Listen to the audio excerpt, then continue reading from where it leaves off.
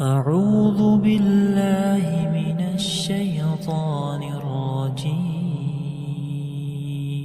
بسم الله الرحمن الرحيم.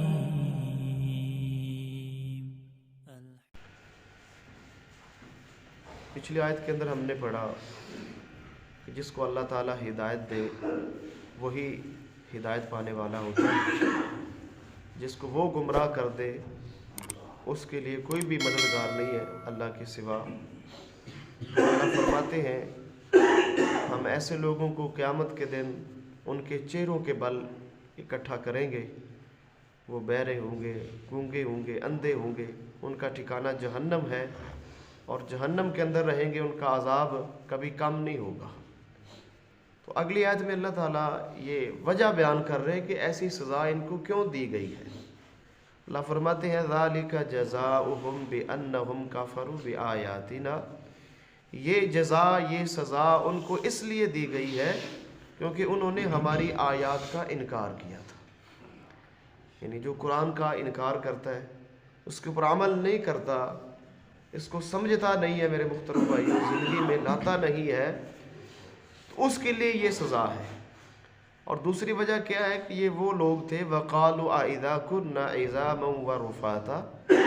یہ کہا کرتے تھے کہ جب ہم ہڈیاں ہو جائیں گے، ریزہ ریزہ ہو جائیں گے، آئنہ کیا بے شک پھر ہم لَمَبْعُوثُونَ خَلْقًا جَدِيدًا، کیا پھر ہم نئی پیدائش کے اندر دوبارہ اٹھائے جائیں گے. یعنی ان کا عقیدہ آخرت بڑا کمزور تھا. یہ کہتے تھے کہ جب ہم ہڈیاں ہو جائیں گے، ریزہ ریزہ ہو جائیں گے، تو کون ہمیں دوبارہ زندہ کرے گا. یعنی جن کا عقیدہ آخرت کمزور ہے ان کو بھی کل قیامت کے دن بہت بڑی سزا کا سامنا کرنا پڑے گا، کیونکہ وہ مانتے نہیں تھے اٹھنے کو. جب مانتے نہیں تھے تو وہ عمل نہیں کرتے تھے. جب اٹھنا پڑے گا، اللہ کے سامنے جانا پڑے گا، تو پھر حیران رہ جائیں گے کہ آج ہمارا کیا بنے گا. تو اگلی آیت میں اللہ تعالیٰ نے ایک دلیل دی ہے ان کو سمجھانے کے لیے. یہ جو قیامت کا انکار کر رہے ہیں، دوبارہ جی اٹھنے کا انکار کر رہے ہیں، اللہ نے ایک عقلی دلیل دی ہے. اللہ فرماتے ہیں اولم یروا، کیا یہ لوگ دیکھتے نہیں ہیں؟ کیا ان کو یہ معلوم نہیں ہے؟ یقیناً معلوم ہے. کس بات کا؟ کہ ان اللہ الذی خلق السماوات والارض، کہ بے شک اللہ وہ ذات ہے جس نے آسمانوں کو بھی پیدا کیا ہے اور زمین کو بھی پیدا کیا ہے. تو اللہ فرماتے ہیں قادر، میں اس بات کے اوپر قادر ہوں، علی ان یخلق مثلہم، یعنی ان جیسوں کو دوبارہ پیدا کرنے پہ میں پوری طرح قادر ہوں. جس نے آسمان بنا لیے، زمین بنا لی، اس کے لیے ان جیسوں کو پیدا کرنا کون سی بڑی بات ہے.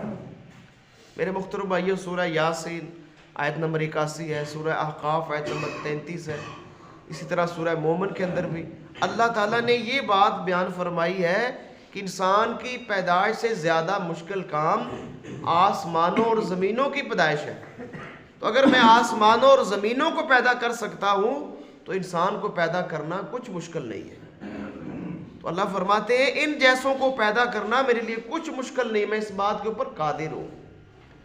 ایک تو اس کا مطلب یہ ہے کہ ان جیسوں سے مراد کیا ہے کہ اللہ فرماتے ہیں کہ ان جیسے میں اور انسان پیدا کر سکتا ہوں. یعنی ان کو ہٹا کے میں ان جیسے اور انسان دنیا کے اندر لا سکتا ہوں جو مجھے ایک مانیں گے، جو قیامت کے بارے میں شک نہیں کریں گے، دوبارہ جی اٹھنے میں شک نہیں کریں گے، ان قسم کے جتنے بھی یہ فاسد شبہات ہیں ان سے پاک ہوں گے. سورہ محمد ہے، آیت نمبر 38 ہے. اللہ فرماتے ہیں وَإِن تَتَوَلَّوْا، اگر یہ منہ موڑ جاتے ہیں، اگر یہ پھر جاتے ہیں، تو پھر میں کیا کروں گا کہ ان جیسے اور لوگ پیدا کر لوں گا. اللہ فرماتے ہیں ان جیسی اور قوم میں دنیا کے اندر لے آؤں گا، ثم لا یکونوا امثالکم، ان کی طرح نہیں ہوں گے بلکہ فرما بردار ہوں گے. تو معلوم ہوا کہ دونوں معنی درست ہیں.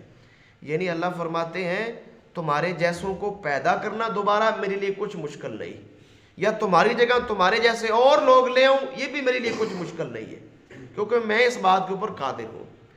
اور آخری بات اللہ تعالیٰ فرماتے ہیں کہ وَجَعَلَ لَهُمْ عَجَلًا لَا رَيْبَ فِيهِ، اور میں نے ان لوگوں کے لیے ایک وقت مقرر کیا ہے جس میں کوئی شک نہیں. یعنی ان کے مرنے کا وقت بھی مقرر ہے اور ان کے دوبارہ جی اٹھنے کا وقت بھی مقرر ہے. لا ریب فیہ، اس میں کوئی شک نہیں ہے.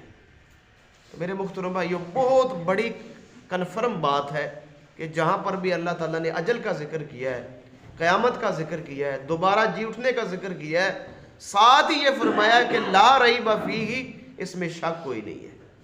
تاخیر ہے، اور یہ حماقت ہے کہ انسان تاخیر کی وجہ سے قیامت کا انکار کر دے، یا تاخیر کی وجہ سے سمجھے کہ کوئی پوچھنے والا نہیں ہے، یا کوئی سوال کرنے والا نہیں ہے، کوئی دوبارہ نہیں اٹھائے گا.